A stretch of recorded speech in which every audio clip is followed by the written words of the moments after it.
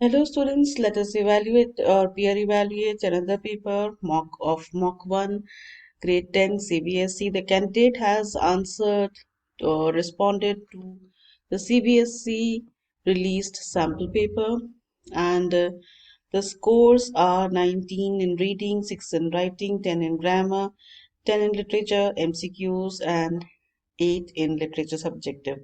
We are going to use the strategy of 1 star and 3 wishes. That means we'll identify one good quality in this paper and give 3 suggestions to this candidate for improvement.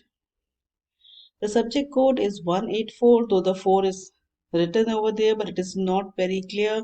So please be very mindful of how you write in your examination answer script.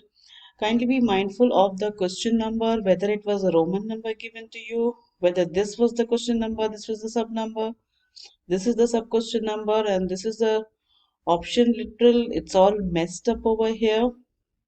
This is very misleading for the CBSE examiner. Such a question is never marked by the CBSE examiner. If the question numeral should be correct, there was no Roman number, sub numbers were in the lower case, and option literal should be in the textual area. Textual area is where you write the answer. Remember, this margin is strictly for the CBSE question numbers and sub question numbers. The option literal should be here along with the answer. So this is one major area of concern. Let us proceed. Kindly give suggestions to the candidate for improvement, how this one error can be avoided. Be very careful in your question numbering, marking. This is all messed up. Avoid such kind of presentation. It mars the overall presentation of your answer script. You can see the question number has correctly come over here. It was 2, sub question number 2, but again the option literal should go in the textual area. The candidate has switched over or dwindled from one form to the other. This is incorrect completely. Question number, sub question number, or option number. This again seems to be some kind of mess with question numbering. And you can see right across, no literal, option literal is given by the candidate. So it's a very casual approach of responding to your question paper. Remember, where each mark counts and it can change your grade from one to the other, and it can definitely lead to your qualifying for your desired streams. Look over here, this is again in a state of mess. The question number cannot be identified. Such a question response sheet is definitely scored out.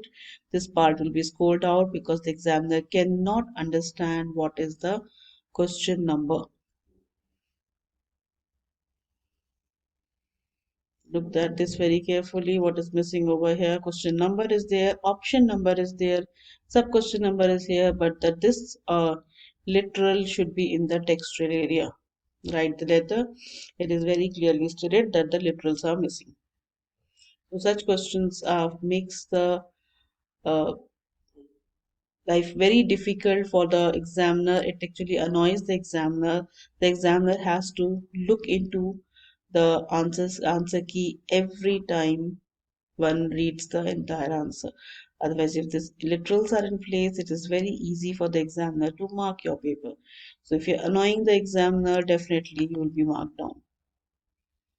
You can see the question numbering has changed again over here. The candidate has taken this very casually, not understanding the CBSE regulations that if your question number is incorrect, the CBSE examiner will not mark that question, stating that such a question number does not exist in the question paper. There is no such Roman number question number in the question paper. And whether this option A is for the option number or option literal, that is also not very clearly stated. Or whether it is a sub question, sub part of it, this is also not very clear. So please be very careful regarding your question numbers. Again, neatness is a cause of concern. You can see a number of options there. Scoring out, no literal.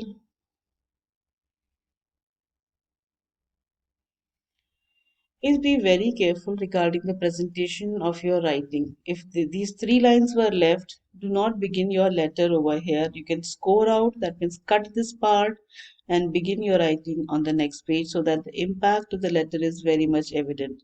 The country is missing, then leave a line and then write the date. The date format should be in the spelled out form. It's a language paper. If a person in grade 10 has not learned it now, the person will definitely never learn it, because once marks are lost, only then it is learned. Please remember that it is a language paper and one has to spell out the month clearly. It is not your daily writing of the date in the margin. Please avoid this kind of writing of date. Coming to the next part, that is subject. It's subject is definitely written after the salutation. So this entire mess is actually only this part: flouting, quarantine rules. This should be the subject over here with F capital, Q capital, R capital, and underlined. With due respect, it is giving respect to the person to whom you are writing. I am Tarun, resident of Satyanagar colony. Or you can begin as such: I, um, comma, Tarun, am a resident. That is how it should have been written. This is again a muddled up kind of expression. Avoid colloquial style or conversational style of writing. Kindly adopt to formal writing, formal language, that is academic writing. Use passive voice so that you don't have to use pronouns I, we, me, and us at all. That makes the writing very weak. And you can see it's all, everything is in one paragraph. It's a very lengthy paragraph, and the letter ends with one paragraph only. Whether suggest whether it should have an introductory line, body, and conclusion. That means in three parts with one line, two lines, and one line, or it should be the way the candidate has written. Thanking you, then subscription is missing, yours sincerely, and then signature, and then the name. Paragraph writing, the title is missing, the marks are lost for the paragraph. And remember that it should be written in one paragraph. If it is in several paragraphs, the marks are lost for the format. Literature, question number, option number, opening line,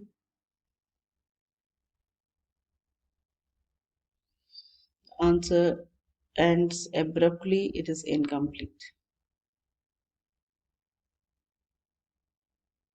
In between, avoid writing capital letters.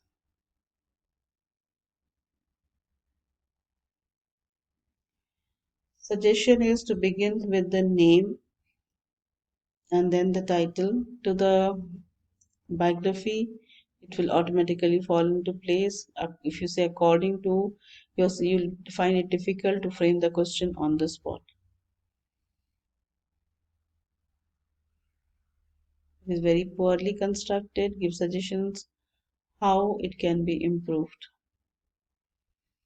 Opening sentence is missing. That means the writer's name and the title.